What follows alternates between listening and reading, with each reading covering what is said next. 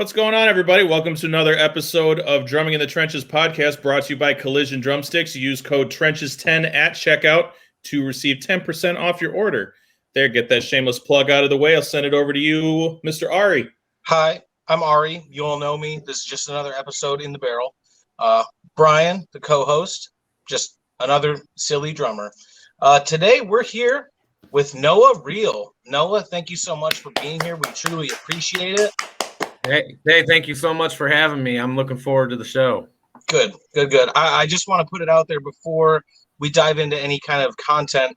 I played a show with Noah about 3 weeks ago from when this podcast was filmed, and he walked up to me and said, "Hey, you're that guy from that drummers podcast." I'm like, whoa, wait a minute, let me process what you're telling me right now. I can't believe someone knows what I do on the side. So first of all, cool. Sir, it's of Saints and Scoundrels and the podcast. Drumming in the Trenches, yes. And of Saints and Scoundrels. You better know me for both. Yes, that was very interesting. Your reaction, I was kind of taken back by that. I figured, somebody had recognized you as the podcast guy before, Nope. So. You popped my cherry. Thanks, bro. You are welcome. Oh, it's gonna be another coal miner interview. I can already tell. Oh yeah, that was a good one. This should be fun too. Love you, Cole. So anyway, getting that all out of the way, getting our little history flair. Can you go ahead and let us know about your education, where you grew up playing drums, everything that kind of got you into it and gave you a passion for drumming? Yeah, definitely. I started playing drums when I was 6 years old. It was a Christmas gift from my father, who was also a drummer, and started playing along just with songs. And I went to try out for music for band, and I wanted to play trumpet. I don't know why, but that's where I was dead set playing trumpet. And yeah, well, I couldn't, and it was like noticeable real quick. So the guy's like, "Do you do anything else?" And nicely, like, maybe not. Yeah, your lips very right, very, sir.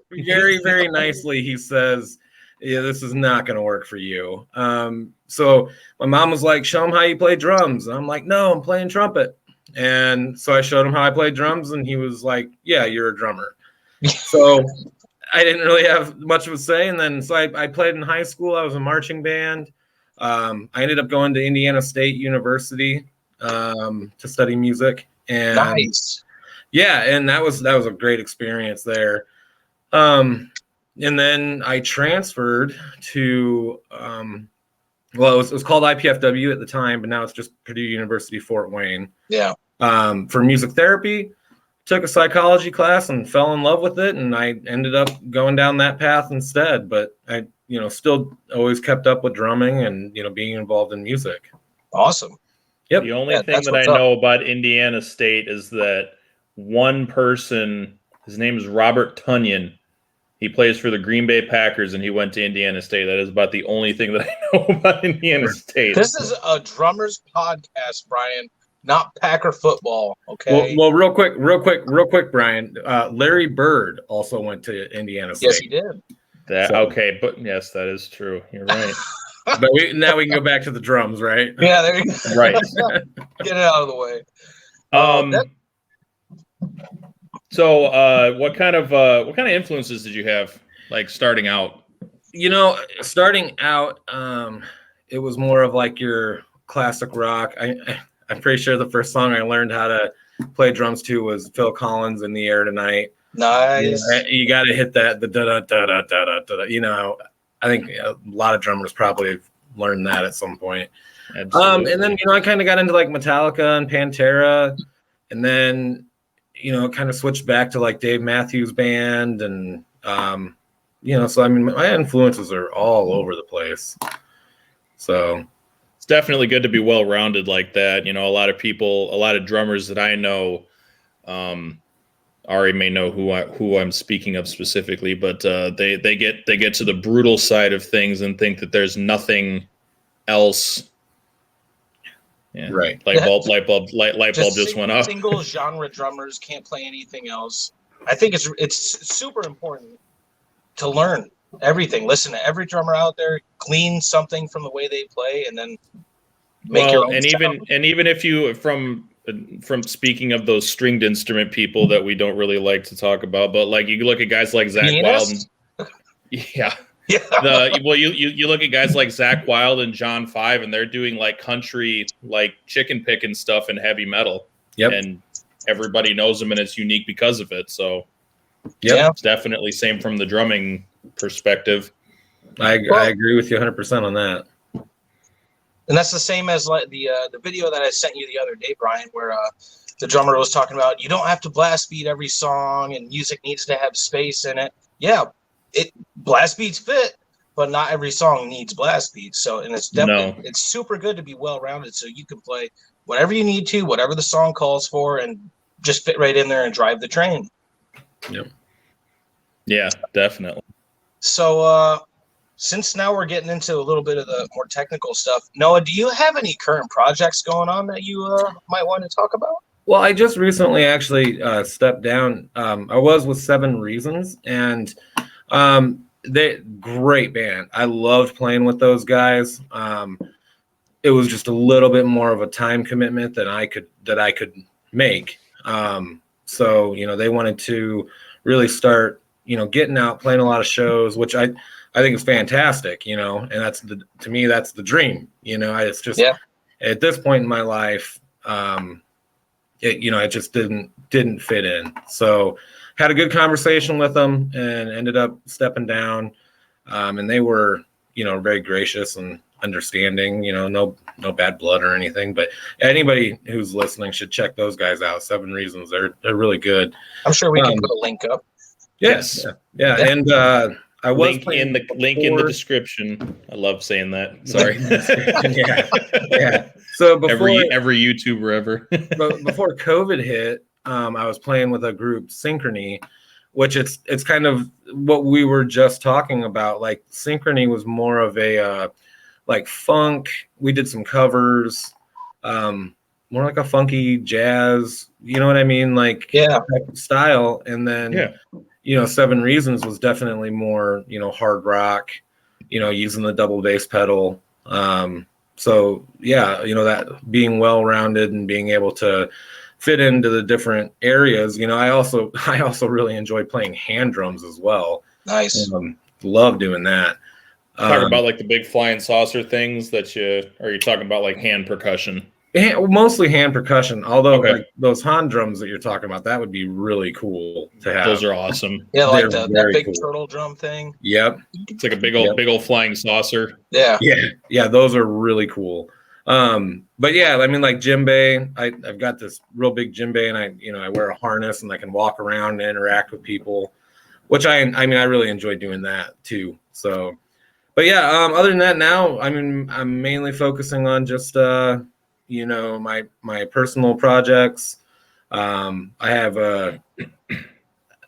some ideas in the works as far as maybe collaborating with a couple of musicians that I have worked with before.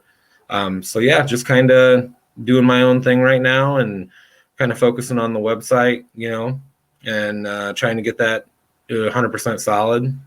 Awesome. Yeah. So, and you have some sort of school as well that you do as well. Well, so the Real Music and Drums, there's quite a few pieces to it. So I do give drum lessons, and so that's one section of it. And then I'm creating click tracks, so like personalized click tracks. Nobody wants to play with the ding ding ding ding, right? That blow your eardrums out, yeah. It gets old, and so I'm gonna have some pretty much just like standard click tracks that people can use, and then if somebody has a specific song, they know the time signature, they know the tempo and everything, they can send it to me, and they can get their customized click track where that way it actually fits what they're doing and they can have transitions where they want them, and if they want, And then there's also I released an album called 20 Years Later, which is like a low, what is that called? Lo-fi music. Yeah. And it was back when I was in college, and that's why I named it 20 Years Later, was because literally 20 years later, I found this music and I was like, holy cow, like this is actually relevant today. So, I'm going to put an album together and throw it out there and see what happens, which you can find that on Spotify, iTunes. We'll link that again. Yeah. So, we'll give you time to do all your plugs, bud. You ain't got to do it all right now. I promise. I'm just letting you know. Just letting you know. You will have time. I promise you that. You will have time. But yes, we will. There will be a link in the description. Going to see how many times I can say that this episode. So now it is time for Ari's favorite parts of the show, because he's a nerd. And you want me to ask the question, or you want me to just sit here all giddy? I could. Yay! I want you to ask the question giddily, like that. Can you tell me about all your drums and why that you like them so much? Yes. Yeah, I can. That went so much better than I expected it. That was great. Nailed it. Right. Yeah. That was actually very well done. It makes me excited to answer the question. So no, I currently I'm recording with it's a Mapex kit, and I use Evans G2 coated heads. I find them. I love them. I have a little Tama kit, a little red one that I gig out with sometimes. Then I put the black Onyx. Yes, thank you. Or hydraulic. We know things. Right. We're both Evans guys too. So hey, Evans, if you're listening, there's another one. Yeah, absolutely. Yeah, and I please. Like I said, but I really like the G2. I still prefer those hands down, and I use like the EMAD on the kick, and so I have let's see, I use pasty hi-hats, or and how do you say that correctly? Pasty. You know what I mean? It's okay. I got it wrong for years, and I got made fun of, and I didn't even know it. Well, was that with Nikki? What? No, that was when I first started playing with the okay. Goals. Yeah, I called him paste. I called him paste too. I've been corrected, but then I have other people tell me that's actually how you say it. And then so anyways, but the pasty cymbals, I have the hi-hats, and then on the ride I use a Zildjian, a custom crash, and I think it's a K custom. The other one's a K custom. I'd have to go down and look, but that's what my standard setup is. Sometimes I'll throw in a China cymbal. Just kind of depends on what I'm playing, but yeah, that's pretty much my gear as far as what I use for drums and heads. And I'm sorry. What do you use on your snare drum? Oh, so my snare drum, I have two different ones. I have a steel one that I use, and then I have the Tama Babinga snare that I do a lot of the recording with. My dream is to have a Babinga kit. Nice. I would love to have the whole kit like that, but yeah, the snare's a great start. Yep. So I know as far as heads though, what do you put on them? It's I use the power dot. Is that the Evans? Is that reverse dot? Yeah, the reverse dot. Yeah, Power dot's the other company. Okay, yeah, okay, I got it wrong. So the one that you don't want to endorse. There's no wrong answers. Right. I was so close to getting out of there. Except for that one. Except for that one. And then I use the hazy on the bottom. Nice. Okay. Yep. Nice. I do. So have you? We've had a lot of drummers that kind of go out and just shop for the sound on the cymbal that they want? Is that kind of how you're choosing? Because you got like different brand cymbals, hi-hats, everything like that. So I'm assuming that you're just going in, playing cymbals in the sound room and just deciding that, yep, this is what I want on the kit. Yep, this is what I want on the kit. Absolutely. Awesome. I understand, certain people are, diehard, one way or another, and they only use certain products, and hey, and if you get a, if you've got a sponsorship by one, then absolutely, you know what I mean? Like, hey, yeah, you know what I mean? You paid for that. Coal miner did not pay for his. You hit both of us in the exact same sentence. You're like, if you have a preference or if you have an endorsement, that's he has the preference, I have the endorsement. I personally, I believe like, hey, they all make different sounds. They're, so why not? Why not use different cymbals? Like I don't have to stick with one brand because I might find a sound I like better with another one. Yeah. So that's just my opinion on the. No, that's a great opinion because honestly, you're right. Every single cymbal, it doesn't matter if it's the same model from Zildjian, every single one's going to have a different sound. So yeah. Especially if you get into those boutique companies that hand make everything, there's going to be very minute differences because it's not as stringent of a quality control as the bigger companies would be. So yeah, definitely. Yeah, some of that hand hammered stuff is really pretty cool. Yeah, I have a couple. I'm endorsed by Soultone Cymbals, and I got some hand hammered. The link in the description below. No, nope. The bell on my ride is hand hammered. So it's got that real nice pingy sound to it. I definitely like how it. Yeah, well, we won't get into that. But that's cool though. Definitely not giving them any more love than I have to. So we're getting kind of halfway through-ish 2021, thank God. Things are starting to open back up. What would say, and even including last year, since it was such a clusterfuck of a year, what are some of the big highlights that you feel like were real high points over this COVID season, I guess, if you want to call it that? Yeah, man, it was the whole, and I think it affected everybody differently, one really cool thing that happened for me, and this is outside of music, so I won't stay on it long. But I ended up getting to work from home, which has been something I've wanted to do for a long time. And now I have the opportunity to do it. So that was fantastic. Other than that, I got to meet, the guys out of 7 Reasons and play with them. And like I said, that was such an awesome experience and I enjoyed that a lot.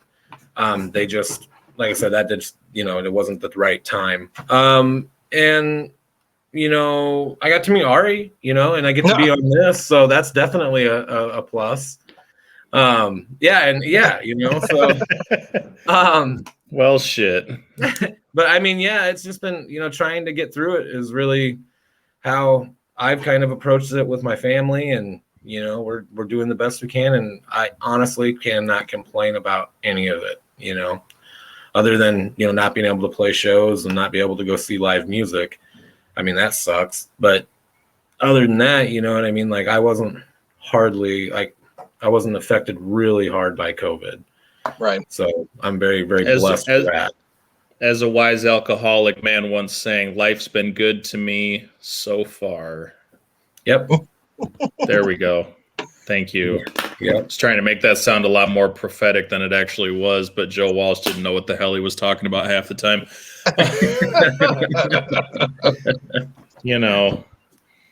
So for the rest of 2021, do you have any goals? Yeah, definitely. I definitely want to get my website where I want it to be, where it's completely finished, and I'm hoping it'll get to a point where it can be kind of self-sustaining. So it's like now I'm putting in all this work to do it, and now I have a little bit more time to do it as well. So, and I also and another part of that website that I forgot to touch on was just like a remote studio recording, because I run Pro Tools, I run Studio One, Machine, all that stuff. And, so if God forbid something like COVID happens again or gets worse or whatever, then hopefully I'd still be able to, send recordings, send stems, do all that stuff. So that's my biggest goal, that is to get that done and get that up and going. I mean, like I said, it's live right now, but I still got some work I got to do on it. You should look into a website called Featured X. I'm a member of that, and it's basically for hire type of work and stuff like that. And if you're able, especially if you're able to remotely do everything from your house, you would be invaluable to a bunch of people. And it's all genres of music and stuff. Yeah, I mean, you're already well-rounded, playing all kinds of genres and everything. Have all the equipment. Brian got a request the other week, and dude just wanted him to play track on one song, so he had to go to the studio. Someone sends you a request, you just go down in the basement, bang out a set, and send it off. There you go. I had to drive an hour and 40 minutes up to Macomb, which is over by Detroit. Sorry. That's how far away Detroit is from my house. You're close enough. I mean, as far as Midwest measurements are concerned, it's not that far, but it's definitely not the closest big city that I am to. That's for sure. Anything under 2 hours is it's just a couple albums listening to on the radio. You'll be fine. Yep. Yep. So I really appreciate you telling me about that, because I definitely will be checking that out.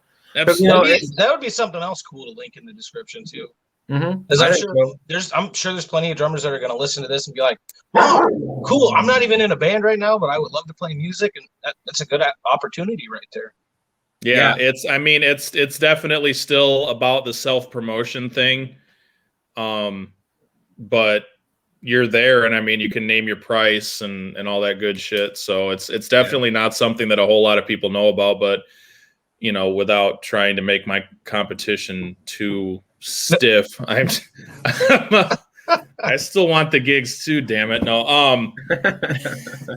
But yeah, it's definitely something cool to look into. And like the guys from Ice Kills 9 or Ice 9 Kills around there. Ice 9 Kills. Wow. Thank you. Got it right the second time. Mr. They're one of my favorite bands right now too. I like those guys. I like those Ice guys Kills a lot. 9, huh? Sounds like a traffic accident. You don't even know. Do you even know what that's a reference to? The band itself? The band name. Nope.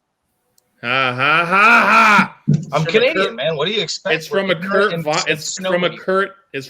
Vonnegut book. Look it up. All right, it's my turn. It is your turn. For a quick 8 count. Do you want to tell Noah what an 8 count is, so he's not caught off guard? Okay. I would hope that he would know what an 8 count is if he is a drummer. You have your Spun that around on you there, bud. Nah, shut up. You got nothing. So this is something that's myself. just dig the hole, bud. So that we haven't talked in a couple months. That's how this always goes. Hi, everybody. Yeah, so this is basically a just off the top of your head. I'll ask you some real simple questions. If you there's not going to be a 90-second timer or nothing like that, but it's just real simple rapid fire questions. If this sparks a conversation, a small conversation, it's fine. Like I said, it's not gonna be like Family Feud where you have to answer all the questions within. There's no buzzer. You don't have to buzz. No, there's no buzz. I should though. Just have a symbol over here and be like, time's up. Are you ready? I'm ready. Are you ready? All right. First question. Start you off simple. Name a band you love. Band that I love. Band you love. Stumped on the first one. Oh well, no. Damn. There's so many. There's just so many. I'm top one of your top 3. I'm gonna say Dave Matthews Band just because I'm such a huge Carter fan. Carter Beauford, man. That guy is a beast, man. That's who I want to interview, Ari. Let's get him on the phone. I'm down. Seriously. I'm sure we can make it happen. We're grassroots. We know people. We know people. Name a band that you hate. Well, there aren't really a whole lot of bands I would say that I hate. Now there are like individual artists that I not yet. Oh, okay. A band that I hate, or strongly dislike for the people who don't like the word hate. Or it comes on the radio and you refuse to listen to it and turn the radio off. Yeah, I don't know that there. I don't know there is one. Honestly, I know that sounds really weird. I really like all the music that I generally hear, even if it's weird off the wall, like Les Claypool's solo album. I don't know if either of you have heard that. Which one? Yeah, well, the one he did. One side was for a video game, and the other side was for, I believe, a soundtrack. But it was some of the weirdest off the wall stuff I've ever heard, and like, don't get me wrong, Claypool. I do too. And I wouldn't say I didn't like it, but I don't listen to it very often. You know what I mean? First choice. It's not my first choice, so and then there's a lot of bands like the super like screaming heavy bands. Some of them I do like because of the musicianship, but for the most part I generally stay away from that area of music. Okay. That is an acceptable answer. This one that we're going to get into a little bit of an embarrassing thing here. What is a band that so this one might be a little hard for you too. Name a band that you listen to or an artist that you listen to that nobody would think that you listen to. Like, what's your guilty pleasure band? Probably. Anything like super poppy. You know what I mean? Like, like some of Lady Gaga's stuff. I'll listen to it. I'll rock it out. So, I probably one of the what song was it? And I don't even remember the name of the song, but I loved it, and it was by Kesha. I don't know, whatever that one song that she made with it. One of her many songs, it was a slapper. Yo, Cannibal hits, man. I'm just saying that song slaps real hard though. So yeah, that'd be it, I guess. Okay, I'm down with that. Yeah. Who is your dream collaboration? Like, if you collaborate with any artist, who would it be? Man, heavy question. That is a big question. Let's narrow it down to still alive, because everybody would want to collaborate with Freddie Mercury if they could, but let's talk about people that are still living. May he rest in peace. Yeah, let's narrow it down a little bit. I don't know. Probably David Grohl or Corey Taylor. I like those guys. I got a lot of respect for those guys. So I'd say either Corey Taylor or David Grohl, I think, would be the ones I would lean for. Right on. Too cool. Sound like there's some pretty dope guys too. Right. Yeah. Name a drummer that you think is underrated.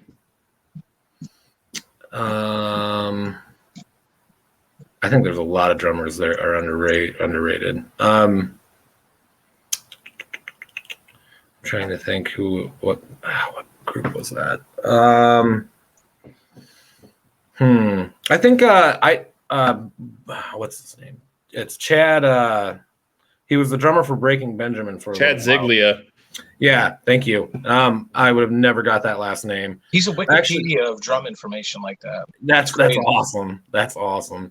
He also played with Scott Stapp and Black Label Society. Yes, and he played with oh man, I went and saw him, and he was filling in.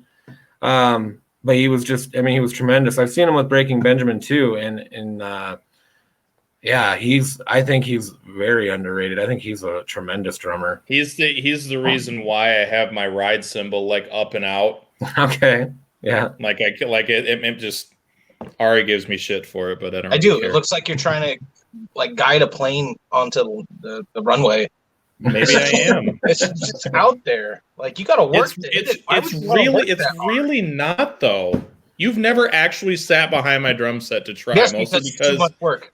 And you're afraid because it's left-handed. You're going to look stupid. Yep. This is my time, sir. Are you left-handed, Brian? I am. So I'm left-handed as well. Yes. But I play on a right-handed kit. God damn it. So close. But one interesting thing. So this is crazy, right? I didn't know, and this is going to sound really stupid, but I didn't know that you could make the kit left-handed by just. I didn't know there was a difference for a while either. I didn't either, and I didn't learn about it until I was in college. My Dr. Finney, my instructor, I sat down on the drum set and I started playing, and then so one thing that's interesting about it is what it does for me is I play open on my hi-hat and I play open on my ride. Yep. And he looked at me and he was like, "Why are you doing that?" And I said, "Well, I'm left-handed and I can't really cross over, to the ride." And he was like, "You can set that up left-handed, right?" And I was like, "You can do that? No way. You really do that?" Mine was just blown, right? And I tried it. So I tried it. And after all those years of playing it, as a right-handed kit, I could never do it. I could never do it. So I know that this isn't my episode, but since you're on that topic, I learned I didn't get my own drum set until I was a freshman in high school. Oh wow, okay. But for like years before that, I would I had drumsticks and I could do all the spinny stuff, but I would mirror. I'd watch like live Kiss DVDs, and I would mirror what he was doing. And so I was teaching myself left-handed, and I didn't know it.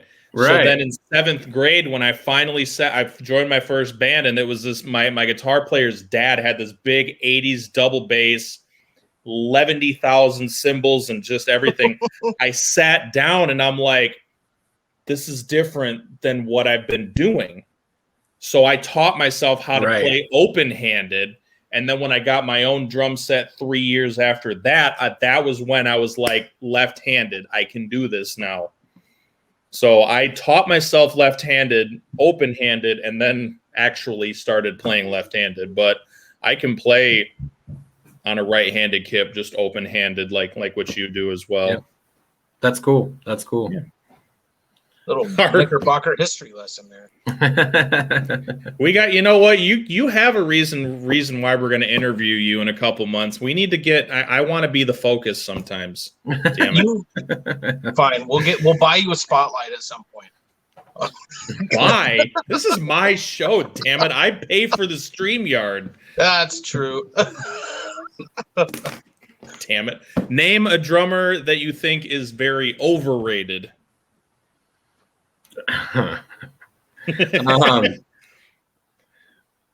I think Ringo Starr is very overrated. Ooh, okay. Wow. I know. No, I do too. I do too. That's why I hesitated. That's why I hesitated, but trust me, that's not what we were thinking your answer was going to be. There's like a running joke this season. I'm not mad about it either. I'm really just curious because everybody goes back to like, you play less, less is more. Play like Ringo. It's just easy 4 count. Don't play a lot. And this guy's making billions of dollars. No, don't get me wrong. I just feel like, he had a lot of space, and which there's, the other musicians that need to fill that space too. And they think they did that, I just personally, I just think he's overrated. And this goes back to when we interviewed Tony from the Party Scene. Yeah. Hey. And he also said that Ringo Starr was overrated. And I always go back to the quote that I heard when somebody interviewed John Lennon and they asked if Ringo Starr was the best drummer in the world, and John Lennon replied, "Ringo Starr isn't even the best drummer in the Beatles." Right. Yeah. So he filled the spot, but from he sat where he needed to, like, that come together drum beat, like it's timeless. But like from a technical aspect, not that great. Right. I agree. I guess I could see it because I've always been like, less is more. Leave the space for the music to fill it. But if there's too much space and you're not doing enough, I can see that. Yeah. No, the running joke that we've had this season, and you're actually, I'm pretty sure this is a 4-episode streak that you just snapped from everybody else saying that Lars Ulrich was the most overrated drummer. That I was waiting for it too. I was too. He hesitated, and everybody always hesitates. I was waiting for it. And it's funny because I do think. I mean, don't get me wrong. I do. Think now, hold on a second here. I take it back. I want the streak to keep going. I mean, I agree. I just don't know that he's the most overrated. Okay. Yeah, and don't get me wrong. Even though I say that, I do respect Lars as far, just because that's who I grew up listening to.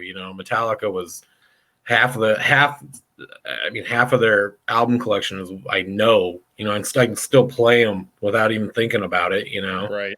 But I do agree that he is overrated. So, but wise, astute answer though, and yeah. But I'm still unfortunately going to call the streak broken, even though you agree technically that wasn't your answer. So we're going to call the streak broken. I'm pretty sure it ended at 4, but that's okay because that shows that people have different opinions. It's true. Which we're all allowed to have. Getting a little introspective here. Give yourself, younger self, 3 words of advice pertaining to music or drumming. Pertaining to music or drumming, my younger self? Your younger self. Like if you could go back to your 6-year-old self, maybe not 6 because you might not have known what the hell you were saying, but like back when you were still learning, like give yourself 3 words of advice. I can probably do it in practice more. Damn it. There's your 3rd word. Practice more. Practice damn it. More. Damn it. Like there you go. There you go. Yeah, that's that. I'm not gonna. That's just one thing I struggled with. Was. I practiced a lot, but I definitely could have practiced more, but yeah, that's basically what we all need to do as musicians, practice more. Damn it. Don't plateau.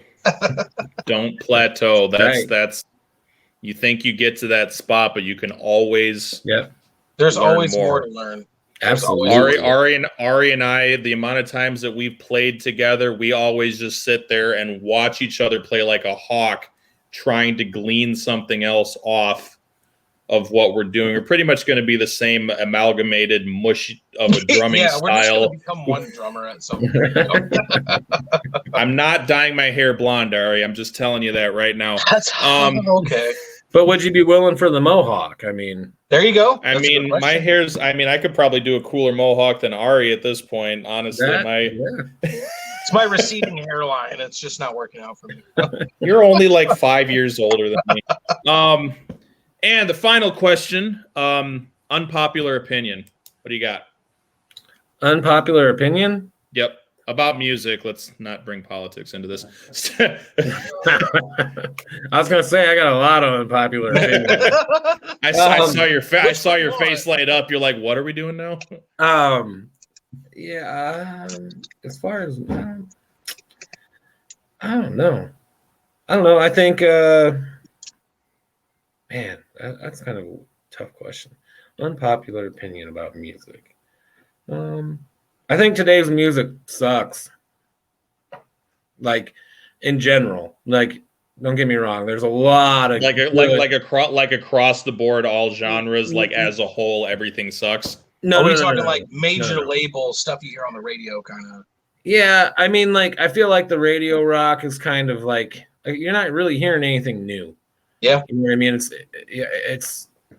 I Get rid like of Van Fleet.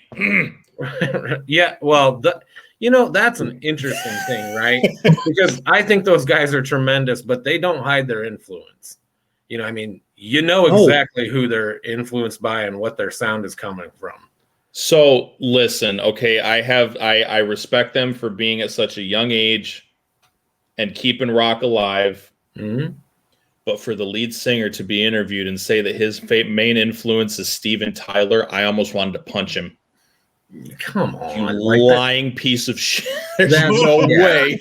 There's no way. There's no way. I'm sorry. Like, if Robert Plant himself says that you're a liar and he can see that he's in, that you're trying to cop his style, yeah, sorry, you're done. yeah, and anybody who doesn't see right through that, you know what I mean? Like, that's but yeah, I mean, I think you know, I listen to some of the stuff that, like, you know, my kids are listening to, and I'm just like, you know, I feel like my parents. You know, why are you listening to that? Why are you listening to that crap? There's other stuff out here. Here, listen to this album. Put this literally anything on 98.9 The Bear. Just listen to that instead. Yeah, right. Like that's the only rock station out of Indiana that I know. So that's just my like generic like here. Right. Yep. Yeah. You know, but I mean, I try and keep my kids, you know, grounded with the music as far as, I mean, like, we're going to well, my son's first show was Rob Zombie. That's probably a really unpopular opinion. A lot of people are like, "Are you kidding me?" Hell no. No, that's a great first show. At least it's not Manson. Right. I mean, it was Rob Zombie and Disturbed. You know, I mean, I thought it was a pretty good show for him. Yeah. But like, so we just got tickets. ZZ Top's coming to the 4-H fair. So, you know, we got tickets, and you know, the kids. Are you want to take a road trip? Gonna go to that. Dude, I'm down. 4-H is right down the road from me. You just gotta show up. I'll come pick you up. So, you know what I mean? I try and get them involved in stuff. Like, we were gonna right before COVID hit, we had tickets to go see Royal Blood. I like those guys. Not crazy about their new album, but I like their old stuff a lot. Now you're starting to sound like a hipster. Hey, like I said, it's way better. I'll dabble in all the genres. You know what I mean? So, but nice. Yeah, that's good. That was a good 8 count. Yeah, I'm happy with that. Very good. Ari, you're up, bud. For what? Fine, I'll do it. All right, so this is the end of the show where we'll give you the space and the airtime. Not that this whole interview hasn't been about you already, but this is where you can do all the shameless plugs. So go ahead and plug away whatever you wanna plug. Have at it, and we will link all of these in the description. All below. Right. So, you know, first and foremost, I do want to, you know, say what's up to the guys in 7 Reasons. And let them know that, you know, I'm still supporting them, and hope they get to make those travels that they were wanting to do. And anybody should check them out. I like them a lot. Go away, Smokey. And then my website, Real Music and Drums, and it's spelled like my last name, Reihl. Check that. Right. Nice. Yeah, that last name works well for anything. I mean, I'll open up a grocery store and call it Real Foods. There you go. But yeah, I'm still trying to figure out what to do with my last name. I'm sure you'll figure something out. I mean, something. But yeah, realmusicanddrums.com. And then I've got an album and that I made when I was in college with just loops and different crazy beats and sounds, and look that up. That's on Spotify, Amazon, iTunes. You can check that out anywhere. And there's also links to that at the website, therealmusicanddrums.com. So that's about all I got to plug. Awesome. All right, you want to take them home? Good deal. Well, Awesome. Noah Reihl, thank you so much for being on the show tonight. Thank you. It was a true pleasure. Thank you guys so much for having me. I really appreciate it. Yeah, this has been a good time.